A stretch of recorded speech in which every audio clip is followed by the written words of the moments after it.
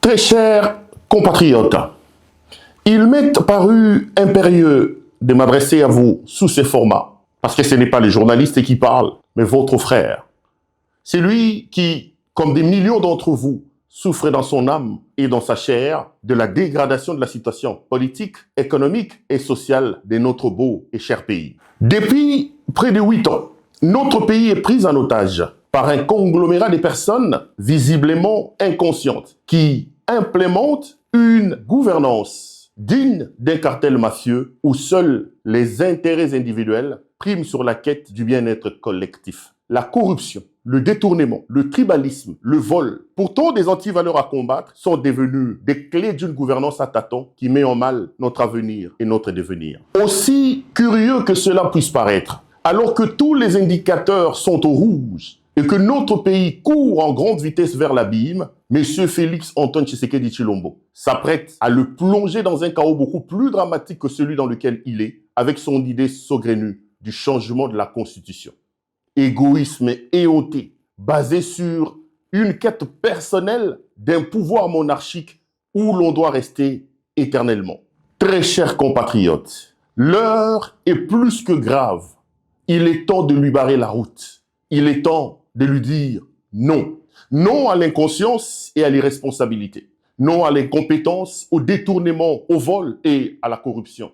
Non à la jouissance d'un président tourné vers le tourisme pour satisfaire ses rêves puérils. L'exemple du samedi dernier est plus qu'éloquent de l'état d'esprit de cet homme qui préside aujourd'hui au destin de notre pays. Alors que la République vit un déchirement avec la guerre qui secoue sa partie Est, alors que le pays est frappé par une épidémie ravageuse d'Ebola qui a déjà fait des centaines de morts, le président de la République, toute honte bue, a pris son avion avec les moyens de l'État pour aller assister à la finale de la Champions League à Budapest, en Hongrie, entre le Paris Saint-Germain et Arsenal, deux équipes pourtant soutenues et sponsorisées par le Rwanda, que lui-même présente comme étant l'ennemi public numéro 1 de la République démocratique du Congo. Ces gestes irresponsables et inconscients mettent donc de l'eau dans le moulin du soft power de la diplomatie rwandaise que M. Tshisekedi dit combattre tous les jours. Quelle honte! C'est tout simplement ridicule. Très chers compatriotes, vous en conviendrez donc avec moi que l'heure est grave et que le moment de nous mettre nous tous dans l'action est arrivé. Dans cette optique, un groupe de compatriotes réunis autour de la coalition 64 a lancé pour ce mercredi 3 juin 2026 un mot d'ordre d'une ville morte sur toute l'étendue du territoire national. Ici, l'occasion pour moi de vous informer que je soutiens à 100% cette initiative et j'invite tous mes compatriotes qui vivent partout en République démocratique du Congo à observer et à participer massivement à cette opération lancée par ses compatriotes des C64. Ce 3 juin 2026, restez donc chez vous à la maison. Ce 3 juin, sortir et vaquer à ses occupations est un oui à nos malheurs.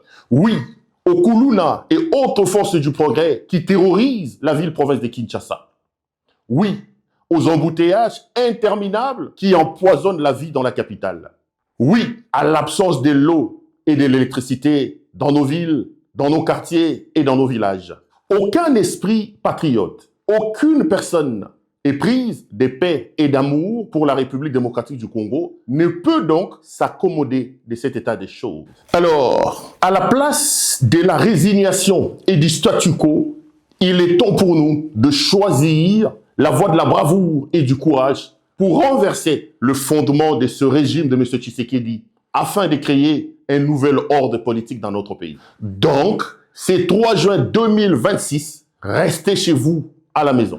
Aussi, je voudrais ici saisir cette occasion pour lancer un appel pathétique à notre jeunesse. Très chers jeunes, votre implication dans ce combat est la boussole dont le pays a besoin pour corriger les erreurs du passé et les graves erreurs qui sont commises à l'heure actuelle.